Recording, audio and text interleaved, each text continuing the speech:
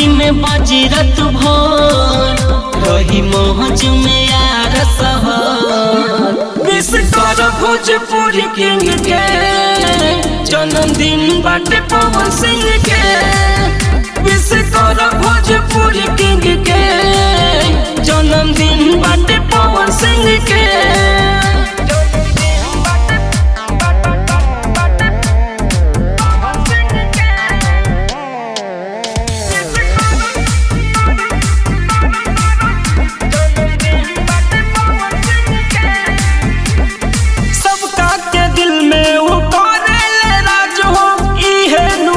भोजपुरी के ताज हो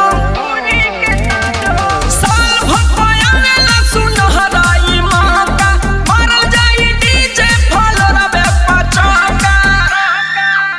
बोलल बात जेकर करे लटरे के बाउन कस बड़ कबरे। विश कर भोजपुरी किंग के जन्मदिन बाटे पवन सिंह के। विश कर भोजपुरी किंग के जन्मदिन बाटे पवन सिंह के।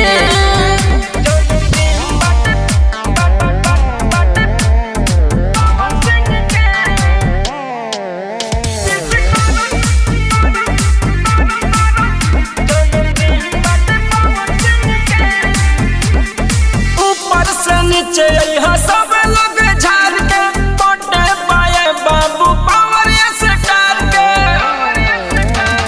नचले बिना न जाई के हुरे बाज के होटे जन्मदिन भैया के पाँच के।